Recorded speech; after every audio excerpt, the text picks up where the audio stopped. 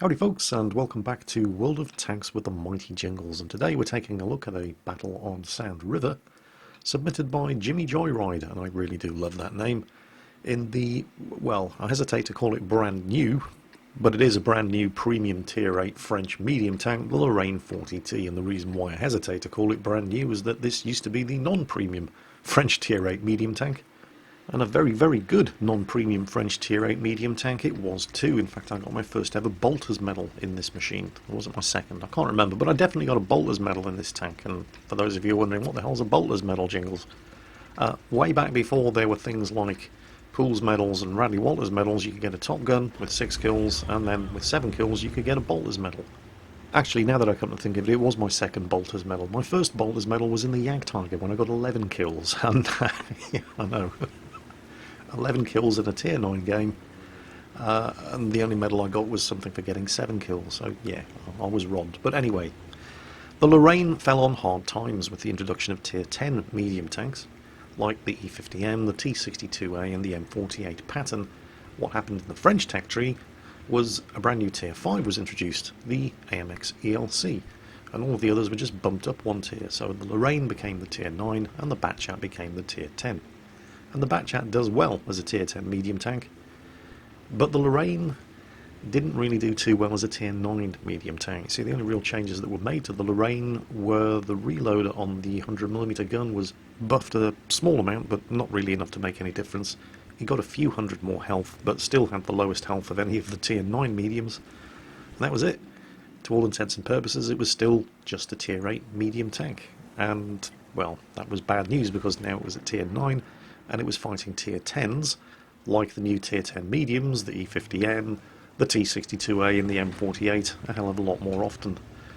And then of course the tank was dropped from the game altogether and replaced, quite recently, by the Batchat 25AP.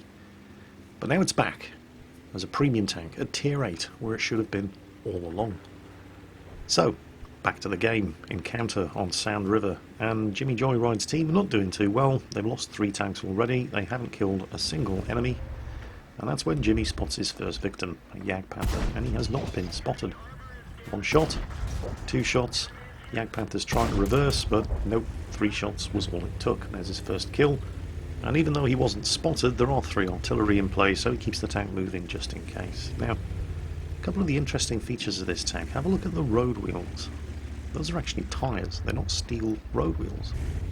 Those are rubber tyres. So this was done in an effort to keep the weight of the tank down, and is one of the reasons why this tank managed a blistering top speed of 60 km per hour. The other reason, of course, being the engine. French designed version of the German Maybach engine.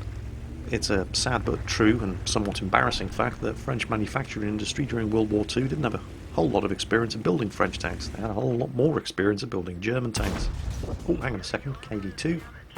2 shots to finish him, and he has been spotted, and he does manage to get a second shot into the UDES, but it's not the UDES that hits him. It's a hidden Rheinmetall Borsig with the 150mm gun, who hits him for 707 damage and shaves off more than half of his health. This tank only has 1300 health, artillery tries to finish the job and misses. And this is another reason why the tank was so fast. It didn't have more than 40mm of armour anywhere. The designers did at least try to increase the armour protection profile by fitting the tank with a pike nose, which you can see in certain angles. Oh, hang on a second, he spotted the Lorraine 155 artillery, and I'm sure he'd love to kill him now that he has reloaded, but there are other threats on the other side of the dune over there. He's having another look for the artillery, but I think the artillery must have had 6th sense and knows it's been spotted, so he's backed off. But yes, the pike nose of the Lorraine, a conscious imitation of the IS-3, which, oh, hang on a second, he should be able to kill this guy now. Yep, got him. And I don't think he got spotted. 3 shots. Let's see what he's going to do with his 3 shots. Panzer 58 Mutz up there, putting some fire down. Gonna pull back. And yep, he should be able to finish this fella off. Got him. He's racking the kills up here. 2 shots remaining. What's he going to do with those?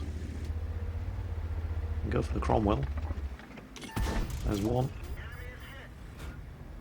Not enough to kill him. Come on, Mutz, finish him off. No. Friendly Comet took him out. Now he's reloading. He's under fire, it's time to get the hell out of there. Keep getting sidetracked here, don't I? Yes, the pike nose on the Lorraine 40T, an imitation of the pike nose on the IS-3, which was unveiled to the world at the May Day parade in 1945 and absolutely terrified Western military planners. And by the way, yes, there are only 4 of them left. It's not going too well. There's that Rheinmetall Borsig. 1 shot. 2 shots. He's determined to try to get that Comet. His 3rd shot destroys his cover, and his final shot kills him, and he takes 2 hits from a pair of T-26E5s, both of whom are firing APCR. What is it with gold spanners in World of Tanks these days? I mean, have a look at the tanks that are left on his team. An AMX 5100, a Mutz, a Comet, and a Lorraine 40T. There is not a tank on the team that they need to be firing gold at, but they see an enemy and they just empty their pockets. I don't know, it's just so depressing. Then again, it is their money, they're free to do with it what they wish. He's not going to reload in time to finish that guy off, unfortunately. And yes, he does now only have 122 health remaining. But yes, that pike nose. The designers of the Lorraine saw the IS-3 and thought, oh yeah, pike nose, good idea, that'll help improve the armour. Although it would have been a doubtful value given that the armour on the front of the Lorraine was only 40mm thick in the first place. Still, that light armour, the rubber road wheels and that very powerful French copy of a German Tiger engine meant that this was a blisteringly quick prototype tank. Team's now down to 3 tanks. Jimmy obviously wants to help the team out by taking out the T-26 with the most health, but he really needs to look after himself here. This guy is a 1-shot kill, then again, so's Jimmy. Who's going to get the first shot off? And it bounces. But as the T-26 is trying to decide which of these 2 tanks he wants to get the kill on, Jimmy manages to reload and finish him off. Puts 1 further shot into the other T-26E5, but have a look at enemy artillery are looking at this right now and thinking, Bombardier's medal up for grabs. The Panzer 58, less than 100 health, and there it is. He got out of there just in time as the Hummel finished off the Mutz. And if he'd still been there, would very likely have finished him off too.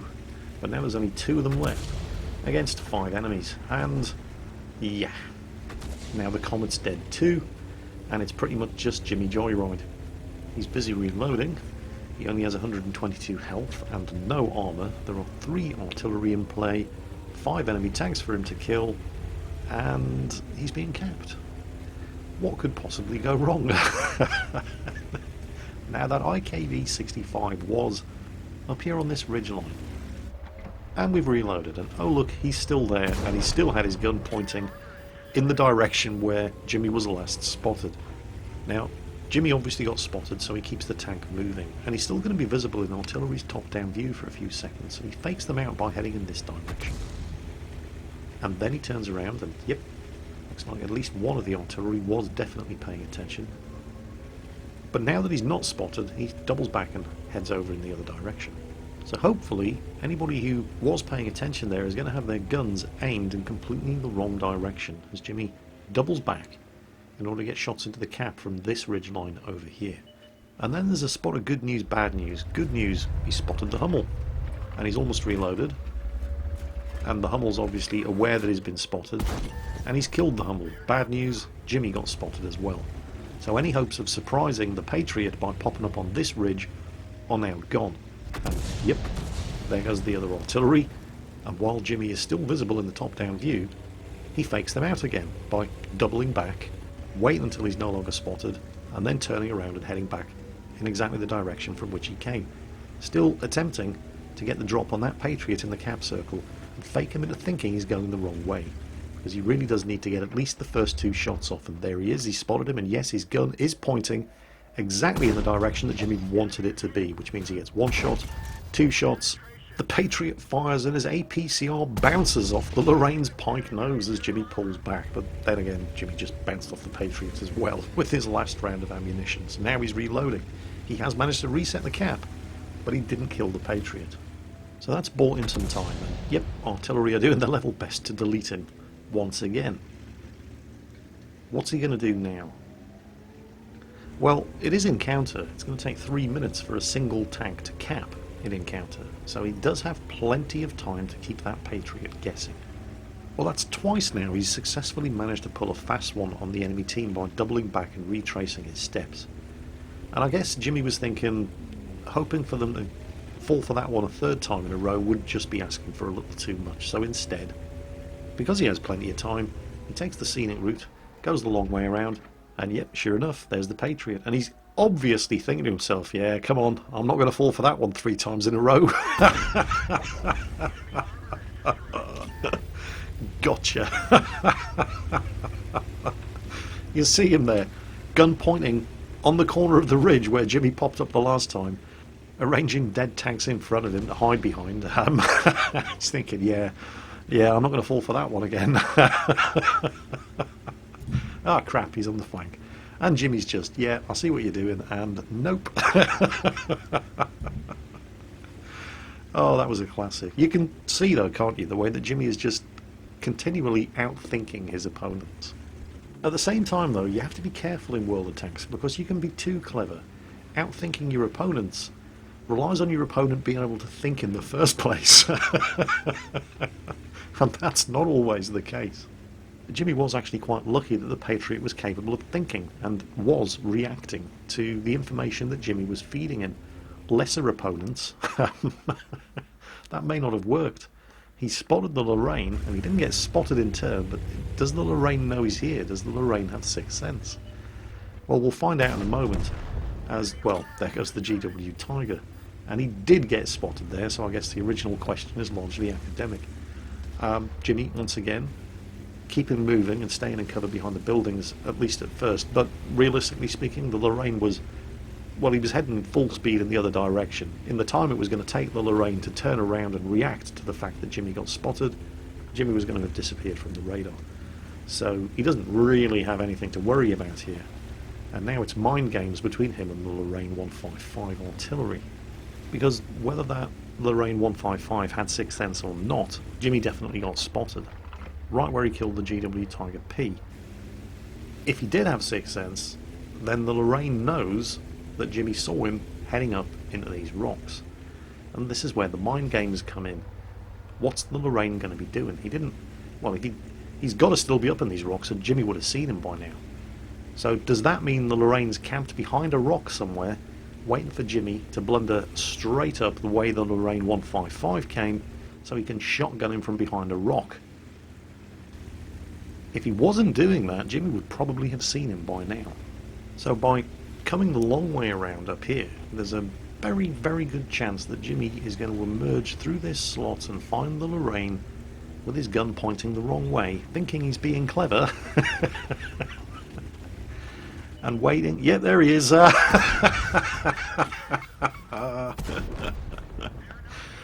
today, Lorraine 155. Not this tank. Ace Tanker, Pascucci's Medal, Kolobanov's Medal, Pool's Medal, Sniper, Spartan, High Caliber, and Top Gun. I think he's just showing off now, personally.